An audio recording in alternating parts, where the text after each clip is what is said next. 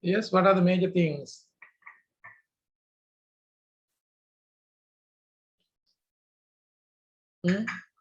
Major developments?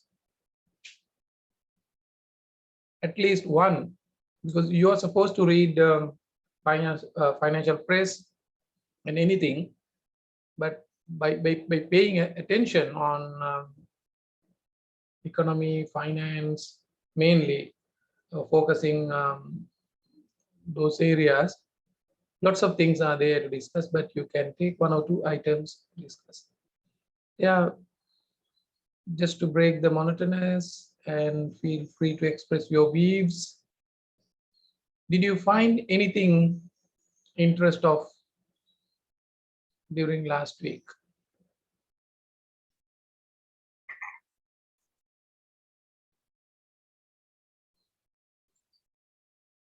Any idea? Okay, then I'll throw you a question. You better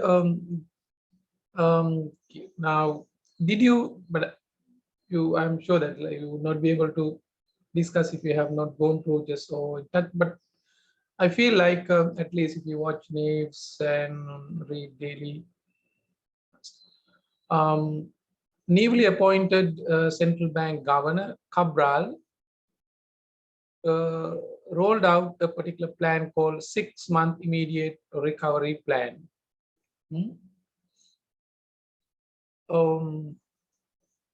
Did you see it? I do not ask, or I do not think that you have gone through that particular plan. But are you aware of that?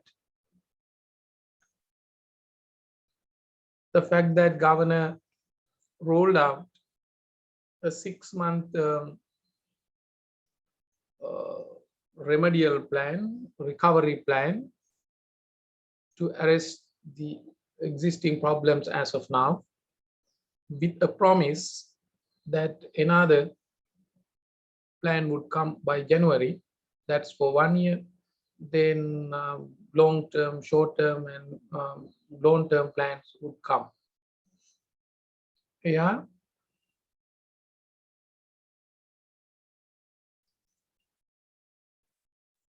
Are you aware of this?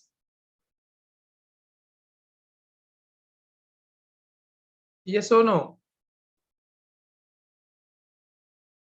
Hello, hello. I'm not sure whether am I audible to you?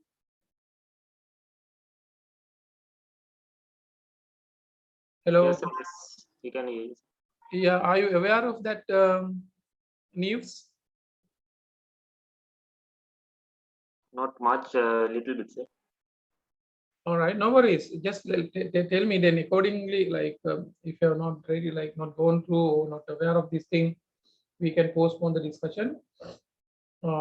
Then another important point was that much debated uh, western jetty of the Colombo Harbour, or what we call Colombo Ports Authority. West jetty was sold to Indian company Adani. 51 stake was given, and 34% was contributed by John Keel's Holding PLC. The balance is kept with Sri Lanka Ports Authority. So that's another interesting news. And maybe next week we will discuss, just read or find little bit information about Colombo Port and its relevance to other economic aspects such as Colombo Port City Bill and foreign direct investments and Sri Lankan economy and things like that. Collect some facts and feel free to express your views. Then we can discuss or like take some time, maybe half an hour time for discussing all these things together with Governor Cabral's 6 months plan. So at least go through, you can find information from the internet. Then I'll leave those two things for next week. Because if you have not gone through, I can explain, but the usefulness would be very less. since you are not that much aware of it. Uh, it's all right to have your own opinion about it, own understanding. It's not a matter. So that's the nature of the world. You have to understand it. There is no hard and fast rule that this is the only way of interpreting or understanding things. And that would also would be useful for you guys when you do research projects in this world. This particular principle is applied commonly. There are things in this world. So there is a class today, lecture today. There is a world. There is a place called Sri Lanka, other countries, universities, humans, so many things. Some practices, religious practices, cultural practices. So likewise, you may name millions and one things. Um, things which exist in this world exist. Some of the things it's not sure whether they exist. For example, if you take the concept of God, some beliefs are there, but do not know like physically so whether it exists or not. But that exists, even God exists in the minds of the people who believe in the God. So likewise, from small abstract thing to big physical galaxy, there are so many things in this world. They are called ontological aspect, ontology. Ontology. Even you and I, ontology. But who are they really? What are they really? Right? If I ask a question, Lo, if we just discuss among ourselves about the galaxy, or about someone, about one of you guys in the class, or about me, we give totally different pictures, views, opinions based on the information that everyone has, based on the principles of analysis, the ways of understanding, tools that you have, and your ideologies. There are so many things, but based on this, that is really from individual perspective, personal point of view, which differ. You look at, you try to understand the existing world, that is the ontology, from your own way. That process is called epistemological perspective, epistemology. That's how these two terms are used in philosophy, ontology and epistemology. It's very important for you guys to understand or distinguish these two terms in the learning or the pursuit of learning. When you learn, the quality, context, quantity, everything, or any dimension of your learning depends on your ontology. Sorry, ontology plus epistemology. Mainly, what influences is the epistemology, where you understand. So I just gave you very broad picture. So as a result, for a single thing which looks to be ontologically real something, but the way we look at, way we understand, it could be totally different among ourselves. So that fact, so first we need to respect that fact and understand this one, that is called ontology. Even about myself, the way I understand myself could vary from time to time. So talk to yourself. In fact, nowadays, at present, some research have been done about understanding yourself. So what's proven is that it's extremely difficult task without having assistance from someone else. So that's mainly machines, technology, or by using algorithms. Sometimes you can understand who you are to a great extent than you think that you have understood. That's where algorithm plays a bigger role in marketing or social spaces, political, whatever. So machines become more powerful than uh, humans in terms of epistemological understanding, mainly because use of algorithm. So therefore, to be honest, if you talk about yourself, you do not know who you are. Then new concept has been developed to understand yourself. It's argued that if you can hack, you know the word hacking, right? Computer hackers, so hackers come and just access to the information of others. If you can hack to your algorithm, actually your body is a kind of organism which is run by algorithm. If you can access to this algorithm and analyze carefully, actually you can hack to some extent yourself. That's the reason why over time we change our behavior and things, and sometimes even the things that we did in the past can be questioned because of this nature. Okay, so what I just told you, something philosophy.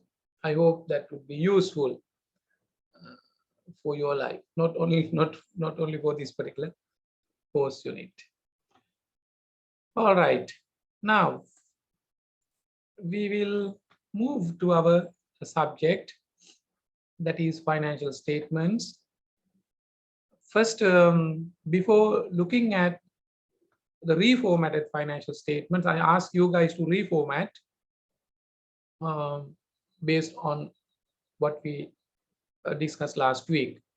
Before reformatting, for the benefit of everyone, some of you guys must have a very good understanding of each and every element of financial statements, but there could be variations in the knowledge. Again, the epistemological variations would be there. Therefore, we try to minimize this variation and try to look at financial statement from statement analysis perspective, from valuation perspective, from understanding perspective in general.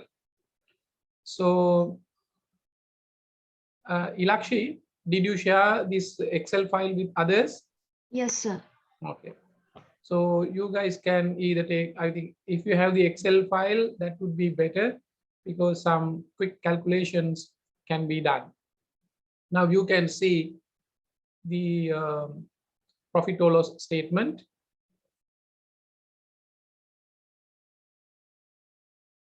So look at the statement of profit or loss. Do you see it or not? I think.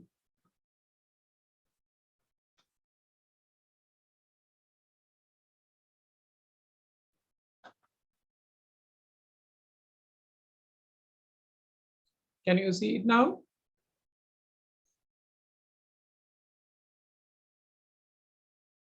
Hello. Yes, sir, we can see. Right. Quick look. Actually, in this Excel sheet, both group and company columns are there. When we talk about Melstarco, that's only the company, this part, not the group, right? Then why? What's the reason of giving information pertaining to the group? When we talk about Melstarco or any entity, there is no use, there is no relevance of giving this information, group figures, but they are provided, they are given. There is a requirement, right? There is a need. if you look at the entity's operations from its economic point of view, there is a need. Otherwise, from entity's perspective, there is no need. Melstaco is a separate entity. There is a need from economic perspective, and there is a need from accounting standard point of view, so legal point of view. Therefore, it has become a must. That is the reason why financial statements carry group figures, because you are supposed to provide the figures pertaining to the entire group. So what is the meaning of these group figures?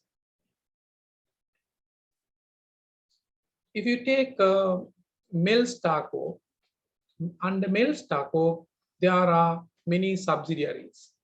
As last week we discussed, even Ilak just mentioned, it has so many subsidiaries. That's the reason why dividend income is dominating over the other income. You get dividends from your subsidiaries. So the figures of Melstaco and revenue, for instance, the gross revenue, if you look at for the year 2021, the figure is 257 million, right? 257, because since the numbers are given in thousand, right? So 257 million. But for the group, it's 143 billion. 143 billion, huge amount. Meaning the summation of all the sales made by all the entities, including the parent company, that is Melstaco, and other subsidiaries, not associate companies, it comes to this much. After excluding intercompany sales. Sometimes Melstaco may have sold goods to another related party that is a subsidiary. So that is cancelled off, and as a single economic entity, assume that. So roughly, Ilakshi, do you have any idea about the total number of subsidiaries under Melstaco? How many subsidiaries are there, roughly? Roughly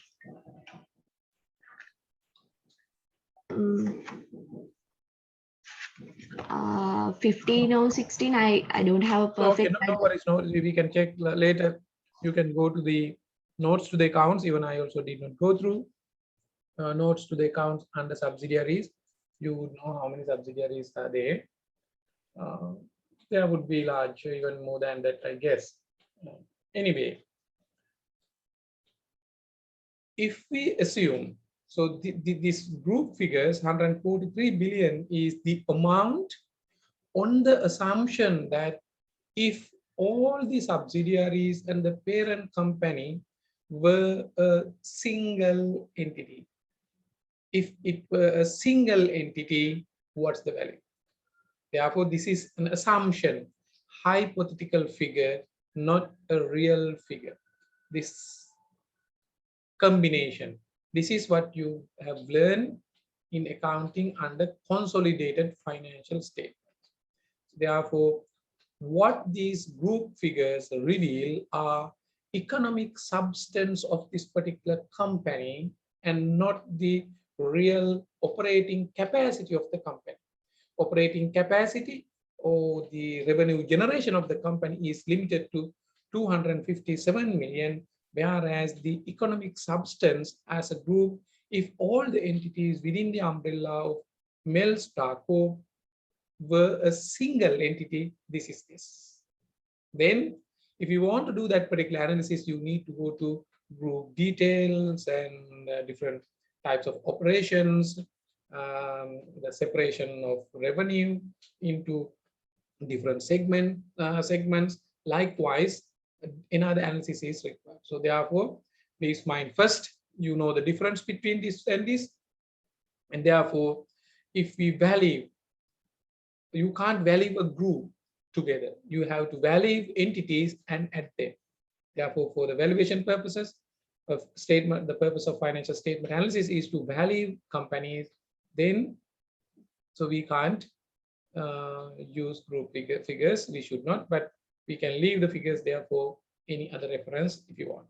Then our analysis would be done on company figures. So then we'll read out revenue. Excise duty. There are some companies within the group. That is the reason why they are on the group. But here there is no excise duty. That means no any importation. Are there any importation? It can't be, right? If that's the case, excise duty may be there. So no, may not. So not importation, like that is tariff. Excise duty pertaining to the liquor may be applicable for DCSL and this. Yeah, Perisal. that's the reason. Okay. And the cost of sales and net benefit paid and the gross profit. The relationship between these two before going for the reformatting tells you some important economic dimension. That's what we call operating leverage. I'll just do a quick calculation and show you the level of operating leverage. This is what we call operating leverage.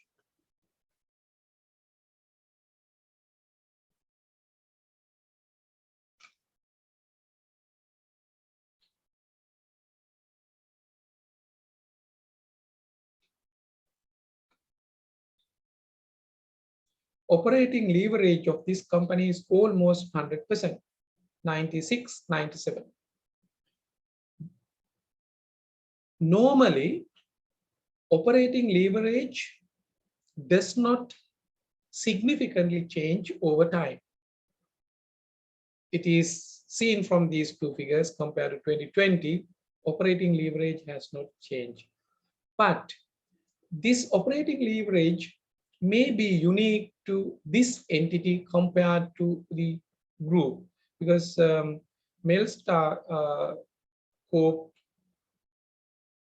does not have specific or dominant operations within which, but mainly the dividend income. So therefore, it becomes a conglomeration or the diversified operations.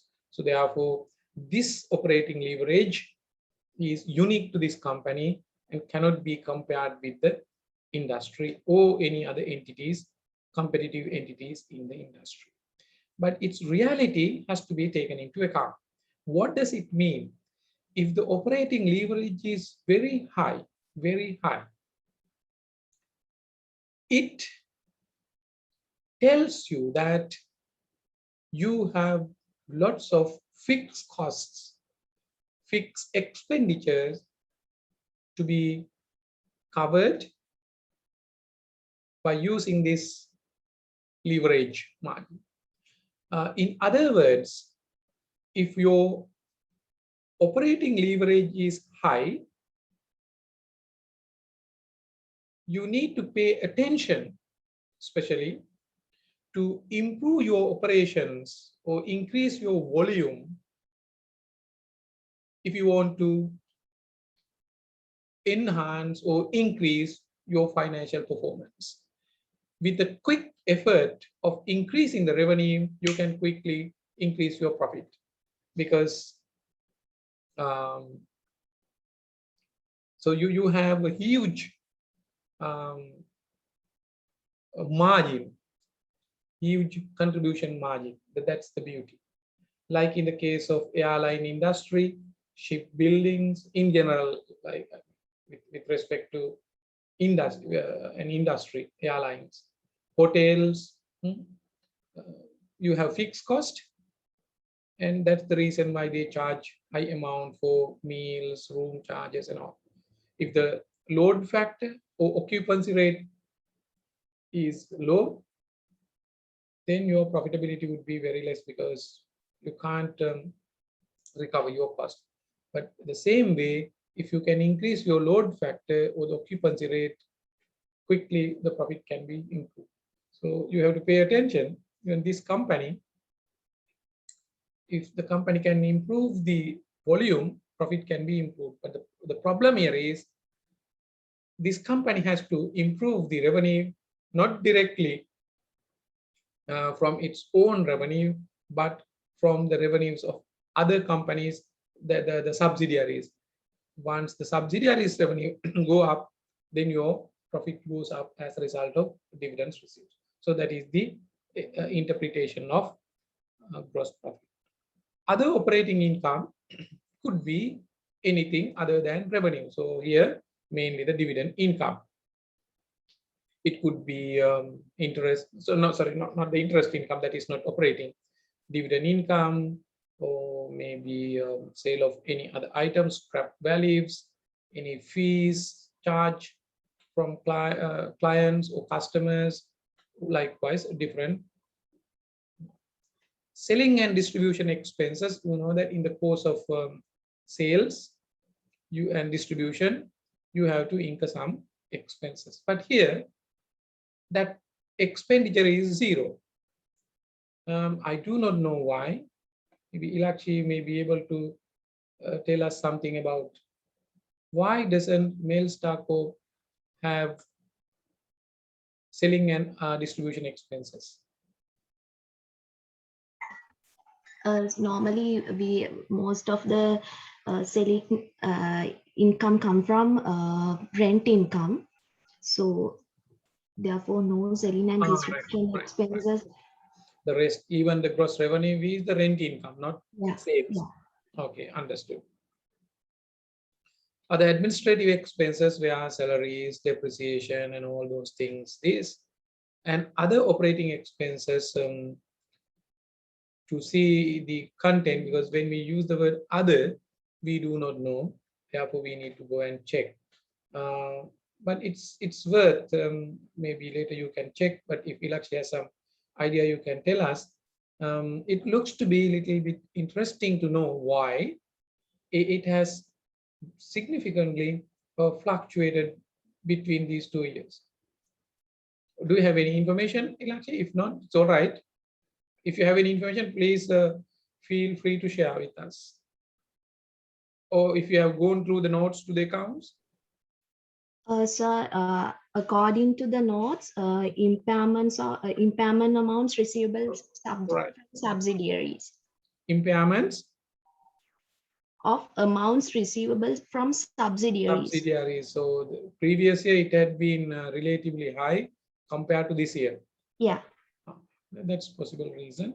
Therefore, these are the items sometimes when we do detailed analysis, or later towards the end, don't worry, towards the end of our course, we talk about something called persistent income. Persistent income. When we analyze the persistent income, we need to think twice to whether we should take all these items into account or not, if they are not in a repetitive nature or recurrent nature. In the past, some of these items were labeled as extraordinary items. Nowadays, we don't use that word. We have only expenses, but of the expenses, we need to separate which are recurrent and which are not recurrent. Once and for all expenses. Then the results from operating activities, in other words, this is what we call operating income. And finance, net finance cost is this much. So it's very interesting here. Finance cost, expenditure, interest expenditure, and other costs of borrowing is less than the interest and finance income. The company must have given loans and short-term facilities, financing facilities to sister companies. As a result, finance income is relatively high. It's more than 1 billion. As a result, you see a unique feature. Under normal circumstances, a typical organization has a net finance expense. Net finance expense. Net finance expense. Not net finance income. Therefore, you've got to be very careful when you do the reformatting and the analysis, because normal interpretation for analysis has been done on the assumption that there is a net finance expense. When there is a net finance income, sometimes you may have to change the sign plus and minuses accordingly. Under normal circumstances, it is net finance expense. Here it is net finance income. If there is any doubt, because I'm not going to explain everything in detail on the belief that everyone knows quickly, then share of the profit of equity accounted investees. So these are the profits, that part of the profits coming from your subsidiaries and associate companies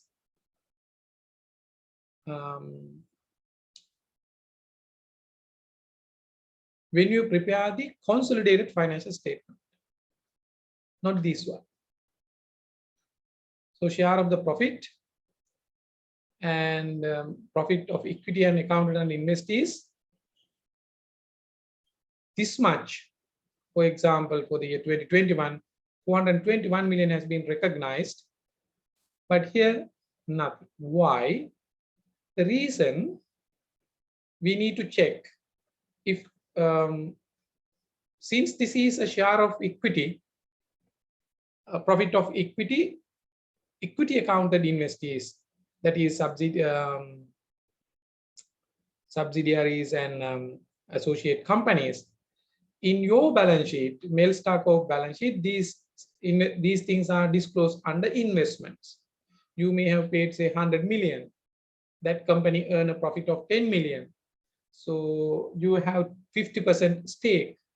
Therefore, you are entitled to have 50% of that particular profit of 10 million. The value of your investment now goes up to 55.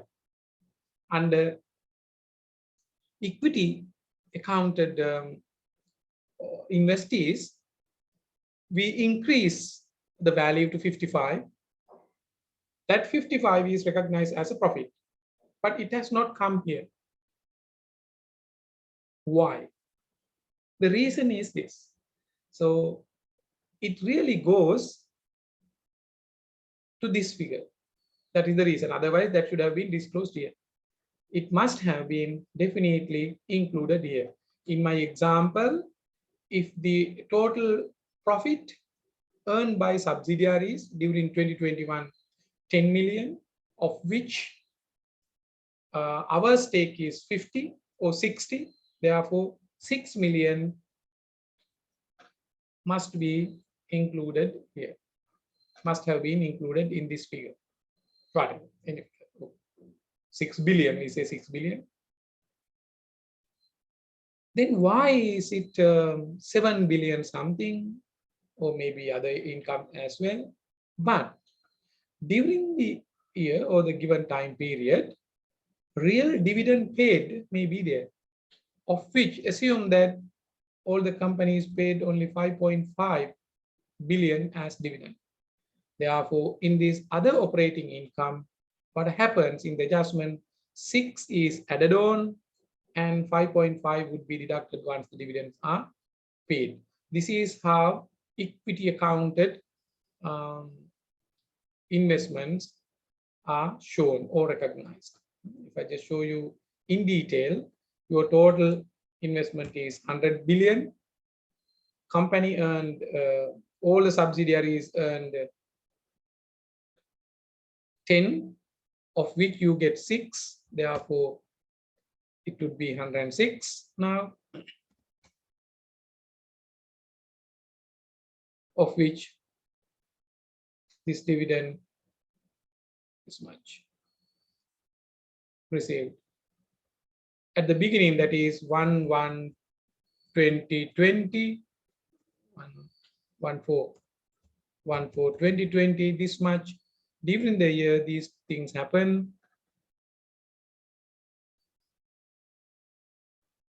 and 31/3/2021, it is this. Is that clear to you guys? If you have any question, please ask. Simple understanding, don't worry about the calculation. Equity accounted investment means you add that part of your profits which is supposed to come from your subsidiaries. That is your percentage, 60%, we assume.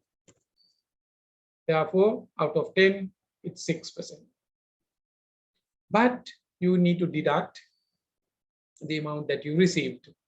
Finally, investment value is shown as 100.5.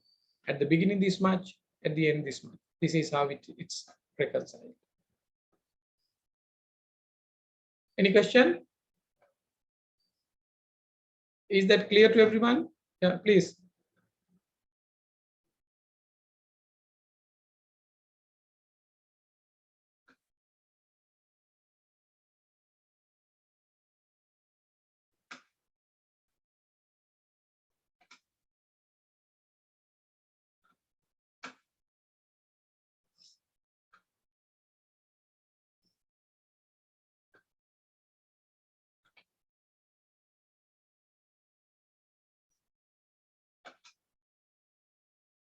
Right. So that's the reason. Now we will move on. You don't have figures there.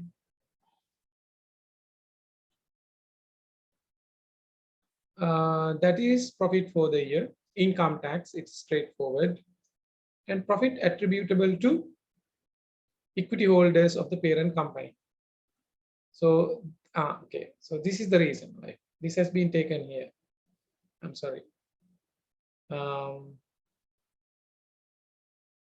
We have to take this one. This amount goes to the consolidated figure. Actually, the profit attributable to the equity holders of the parent is here and not here. Under there are two things. Here, equity accounted investees must comprise only associate companies or any other investment, associate or other investment where the equity accounted investment. This is how. And this one is the profit. That part of profit directly comes from subsidiaries. Then the value of subsidiary must have been increased accordingly, and that portion is taken here. Right? That is not the dividends or that part of profit applicable for equity invested, equity accounted investees, that is associates and other investment. With regard to the subsidiaries, the amount is here. This is the net amount of the profit applicable for subsidiaries. It's not the dividend. This is the profit applicable according to your percentages, because this would be really cumbersome exercise when we have so many different subsidiaries. It's lengthy and difficult process, but nowadays we need not to worry. Computer programs and applications, softwares solve the problem. Therefore, your profit for the year becomes this much. Oh, sorry.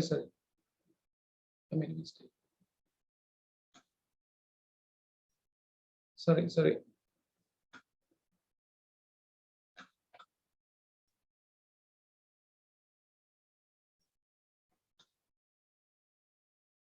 Actually, profit for the year is this much, and profit attribute to the equity holders of the parent is also the same. So that means, so that is the total amount, including that part of profit as I explained here. So the disclosure has been done in the way that I explained, not in the way that I just later explained. So that I'm sorry for the mistake. So you have the investment. This is that part of your profit according to the percentage minus the dividend received, and this is this. This is how investment is shown. Then that net benefit is added on to your income accordingly. Okay.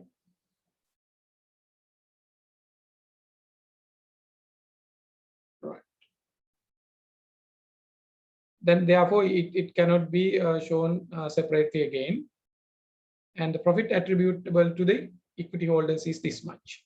So finally, profit for the year is this. Basically, so this is the amount, the profit for the, so this is actually the breakup.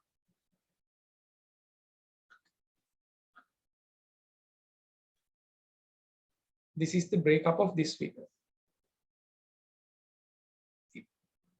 The first part of the profit or loss statement ends at this point, Therefore, this point is termed as the bottom line. Bottom line of a company is this.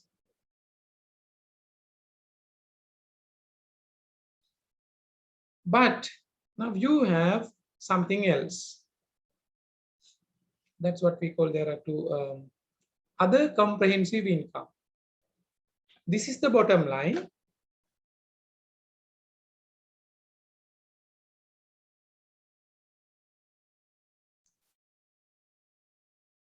But after that, you continue.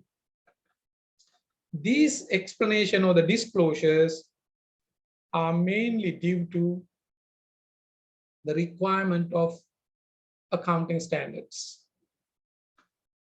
In other words, these requirements, the simple explanation for those who want to know more about accounting. I first, okay, before explaining, is this one clear to everyone? The bottom line? Hello? Hello? Is bottom line clear to you? Can you explain, sir? Okay. Sorry? Please. Can you explain again, sir? Yeah, bottom line means the actual profit or loss earned by any entity according to basic accounting rules and concept. That's why it is called bottom line. After that, there can't be a line. That is the bottom. That bottom line is drawn based on the figures which are arrived in accordance with generally accepted accounting principles. There are so many.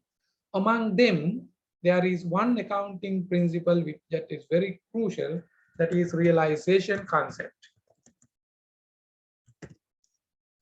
So realization concept says that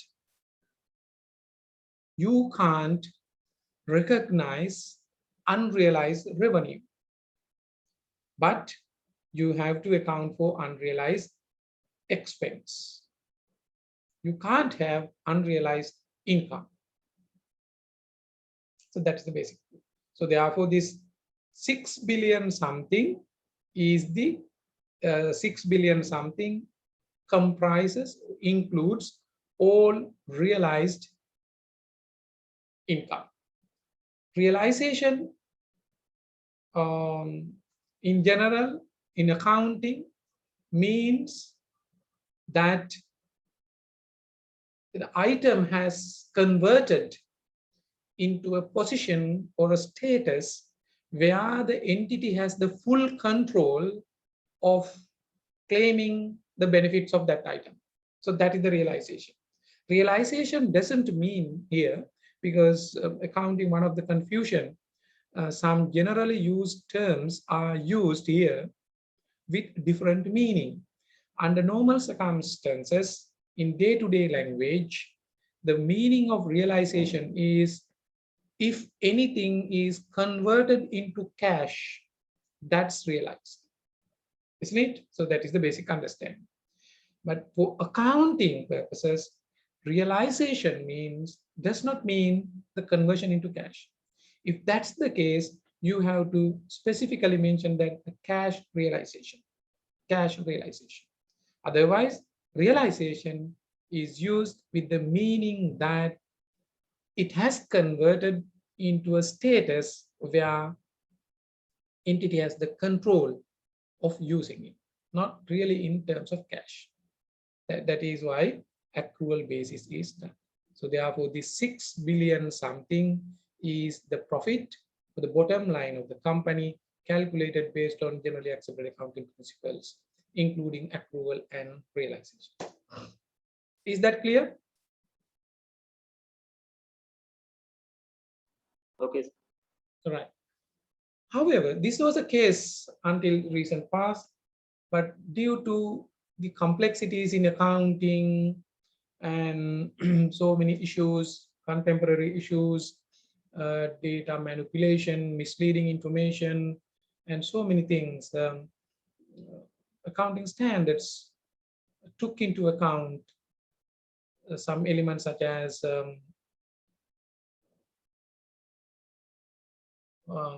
complications and implications of off-balance sheet financing and hidden reserves.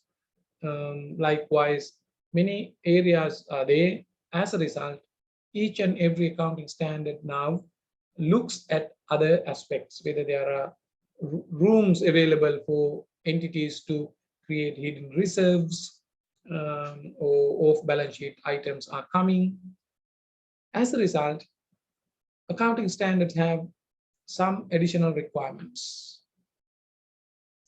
These additional requirements, because accounting standards are now part and parcel of our legal system. It's your law of this country. Accounting standard is a law. Therefore, entities have to abide by those laws of the country. Even though accounting principle says no, unrealized profit cannot be taken into account, due to the requirement of accounting standard, sometimes you will have to take into account unrealized gain, profits. Especially, it could be easy to explain with revaluation. You have a property, plant, and equipment, assume that land worth of 100 million, bought 10 years before. Now the value has gone up from 100 million 10 years, now 150. So what you can, if you like, basically managers want to increase the value. As a result, there is an increase. There is a profit, perceived profit, but it has not been realized. So this is the cost. This is the revalued amount. Therefore, there is an increase. Gain is there. But you are allowed to do so. You are allowed to revalue. Once you revalue, you increase the value of land from 100 to 150. Automatic. Then you debit that much to the land account and credit to revaluation gain. It looks to be an income, right? It is an income, but not realized.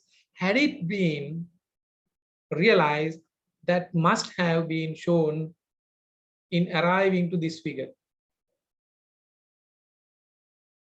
Did you get my point? It shouldn't be disclosed here. But there is a problem with this 50. It's not realized.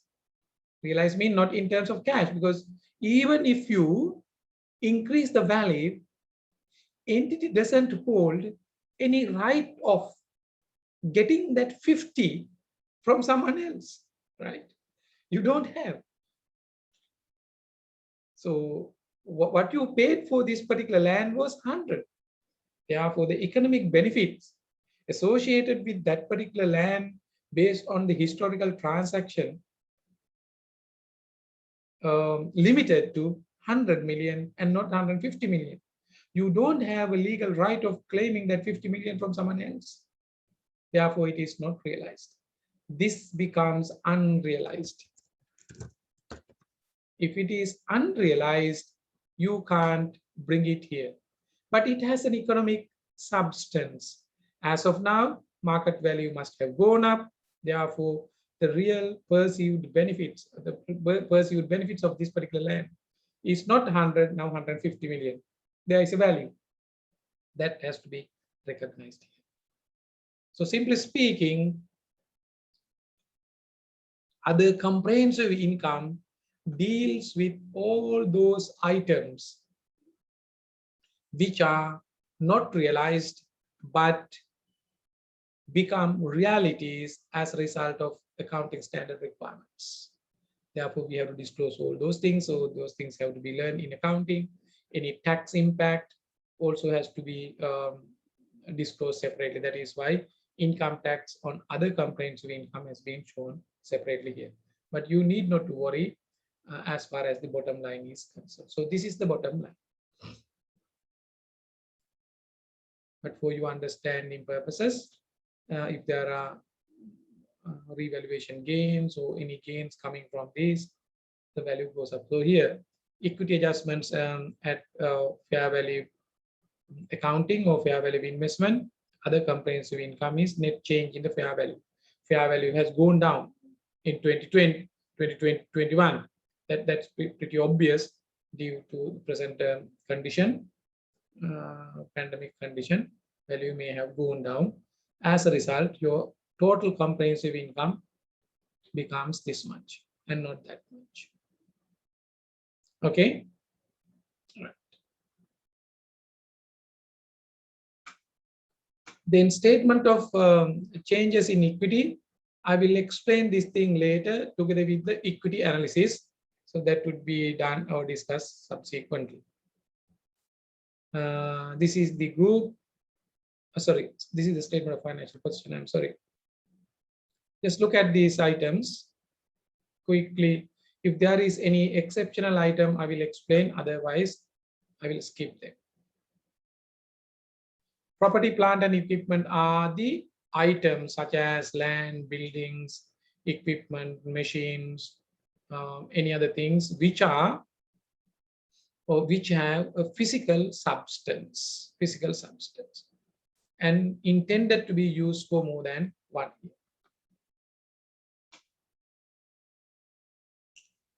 And intangible assets, you know that like patent, software, something like intellectual property rights, which do not have physical existence. Investment properties are properties. Here in accounting, you need to know in the meaning of property. Again, in day-to-day language, property may include many things as long as you can claim that it has some economic value. But in accounting, property means only land and buildings. In accounting, financial accounting, financial statements. Remember it. Otherwise, in other places, you might see a different meaning. For instance, if you read this recently enacted Finance Act, property refers to even immovable property such as gold or any other assets held outside Sri Lanka. Property includes that as well, according to that act. But that is the danger in learning, because in this world, everything depends on the definition. You need to ask a question, what is meant by that? What is, without knowing this, if you just embrace as you understand based on your epistemological power or thinking, you would be misled. So to great extent, politicians use these terms, misleading terms, to confuse general public. You may say something and they may say something, others may interpret differently. I could remember very well long time back one. Yeah, even recently, maybe the trade minister Trade State Minister, so Bandula Gunawardena. Even now he has filed a case against the so-called whistleblower Tushan Gunawardena. The other day we discussed Satosa Executive Director, not Satosa, Consumer Finance Authority Executive Director. He level against some allegations. He made some allegations against those ministers. Then minister said, yes, I would resign from politics if such allegations are proven, right? If someone can prove that I have not those allegations actually referred saying, if someone can prove that I have stolen or misused public wealth, even public wealth, when a worth of maybe 50 cents or whatever. So refer to some cents. So that statement is valid. Why?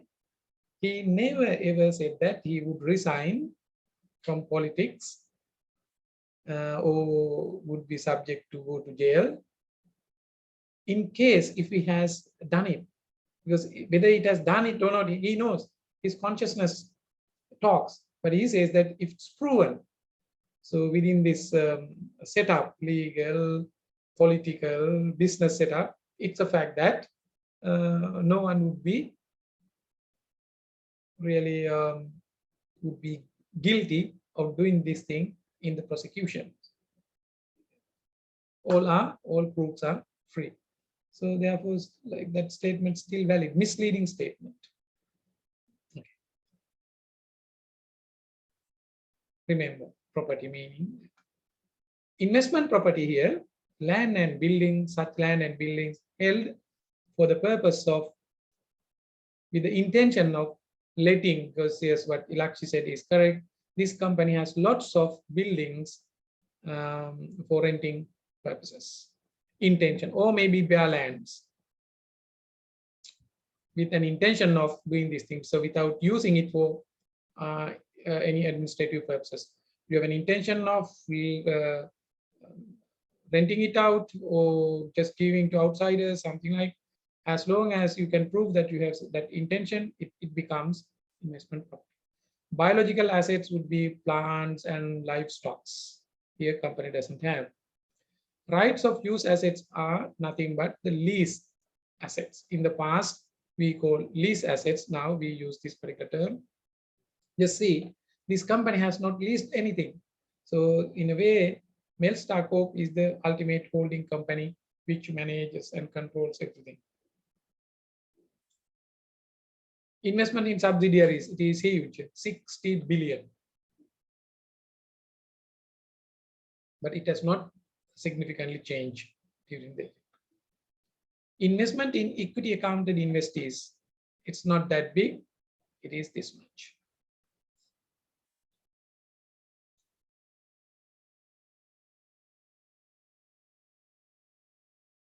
Deferred tax is an additional part of tax.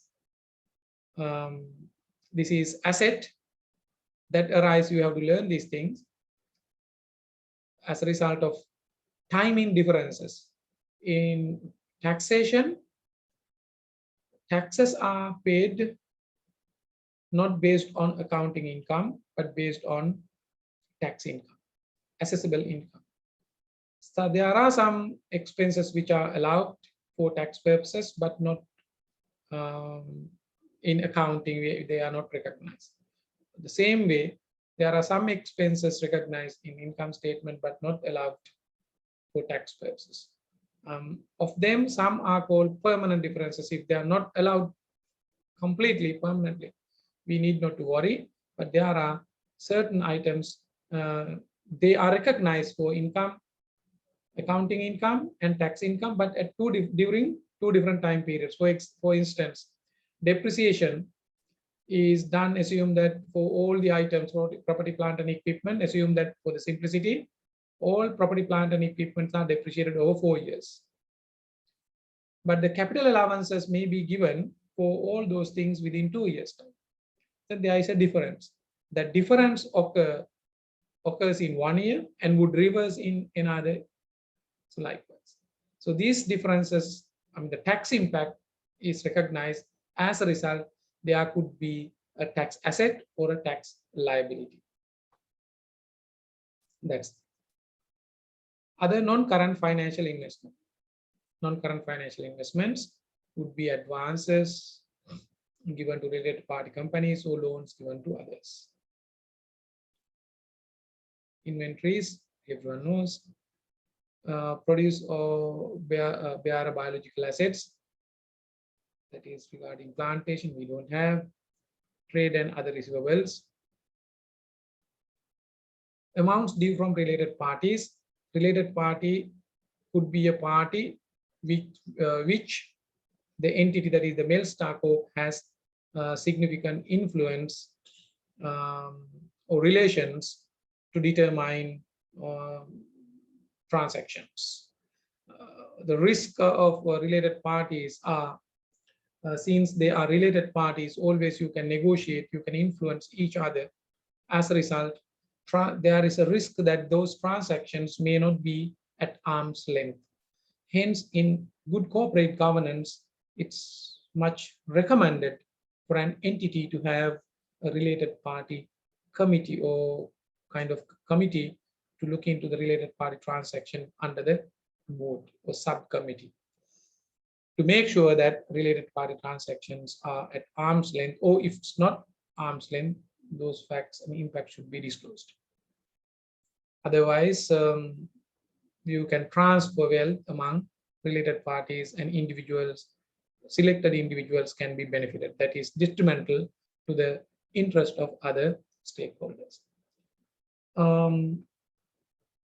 Amounts due from related parties and other current financial investments. Current and non-current assets are there. Other current assets are not there. Cash and cash equivalent, it's not that much significant. It is 10 million something. Capital. Stated capital is the original amount of money collected by issuing shares plus subsequent amount collected through the subsequent share issues. So these are the net amount of cash collected from share issuance, not from share trading. Stock market has nothing to do with this value. Reserves, so minus 4 billion. This may be due to the items arising from a fair value. Just hold the minute.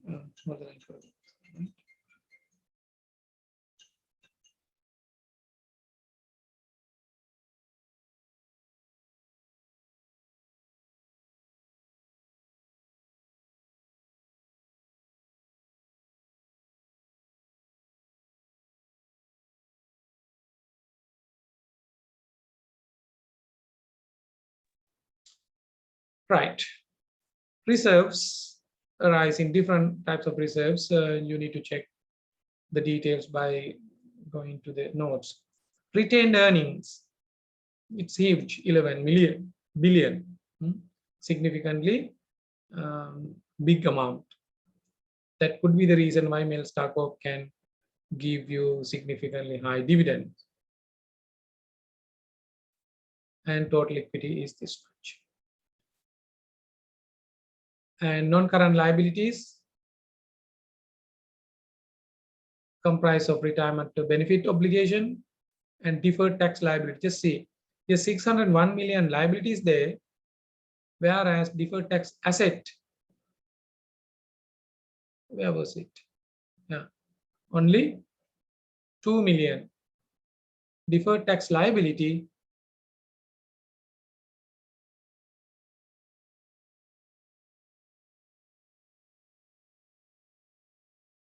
where was it? This much, 601 million, mainly due to the expected reversal of timing differences in the future. In the future, even though if you do not have profits, you will have to pay this much as tax. If companies pay, but there are lots of instances, even including big corporation, including John Keels. I have gone through a particular list. And now, due to this tax amnesty, almost of all those big companies will get amnesty or waive off of tax which were in arrears, unpaid taxes. In a way that's unfair, but can't help.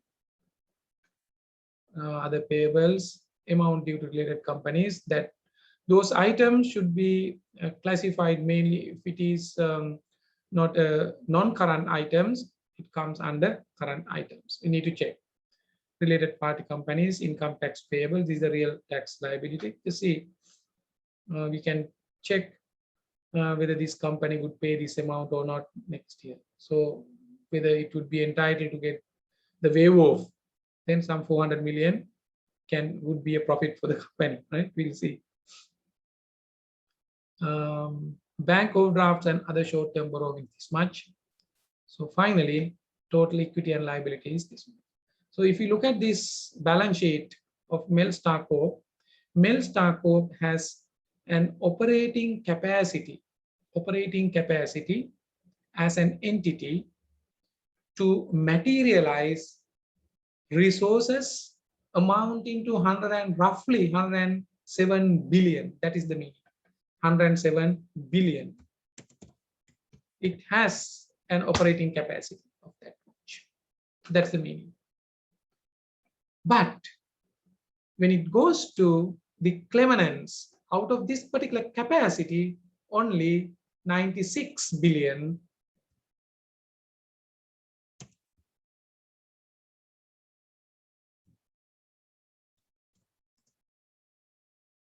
coming from equity.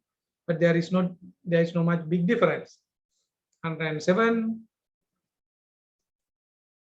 minus 96, just 11 billion difference, which comes from operating assets.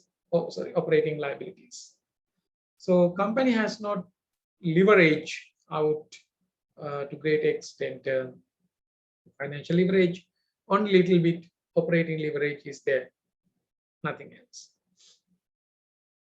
That's the reading of financial statements.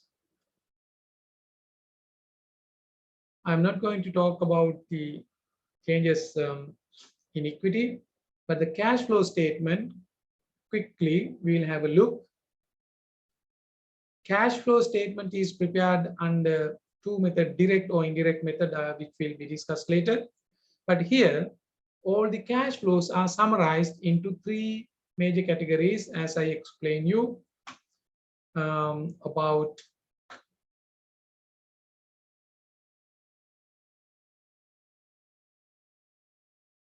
different types of activities. You see, operating activities, it goes up to this level. Details are there. Net cash flow generated from operating activities, that is this much. This method of preparation or arriving to this figure has been done by using the indirect method. This 4.8 billion can be calculated directly or indirectly. No matter how it is calculated, it should be the same figure. Indirect means they look at the figures given in the financial statements and arrive at this. Direct method is you go to the ledger and identify each and every cash inflow and outflow and specify these are the inflows and outflows. No matter, you have the freedom. So this would be easy for companies to deal with, especially when auditors involved.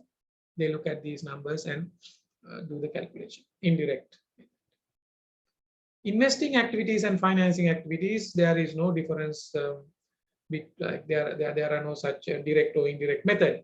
So they are real, actual cash inflows and outflows. Then cash flows from investing activities would be this. So net amount means so you have invested. In other words, this is the C for the reformulate. Sorry, I, investment requirements. Then the cash flows related to financing activities. Then if there is any difference, that is what we call net increase or decrease. Here there is a net increase. That means operating, so cash flows generated from operating activities, some must have been used for investment purposes, some may have been used to pay dividends. After that, still there is a balance that could have been used to invest somewhere, but still that's there with the entity. That amounts to 847 million, but last year it had been 6 billion. What this company can do, whenever you see this excessive cash the following year, that can be used for investment purposes. That's the reason why here only 847 million. So this is the reconciliation. This how this 9 billion comprises of cash at bank and bank overdraft and short-term borrowings from must be related parties or any other places. So that's it. Now we will move on to reformatting. I hope that you have done the reformatting. Before talking about the reformatting, I want to have a look at how you have reformatted. We'll take one by one: income statement, balance sheet, and cash flow statement. Okay. So before that, we will have a 5 minutes break. After that, please keep ready your calculations. But if you have any question, you can ask before having the short break. Do you have any question?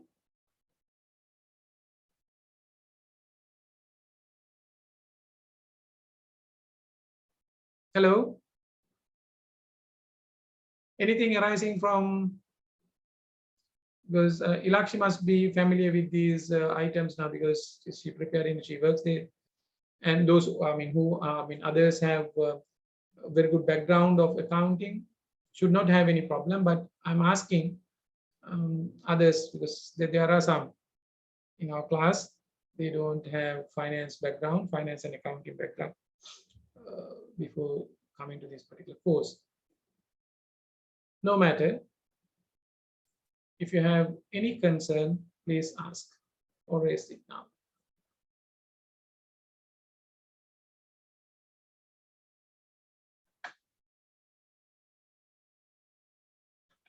If not, we will have a short break.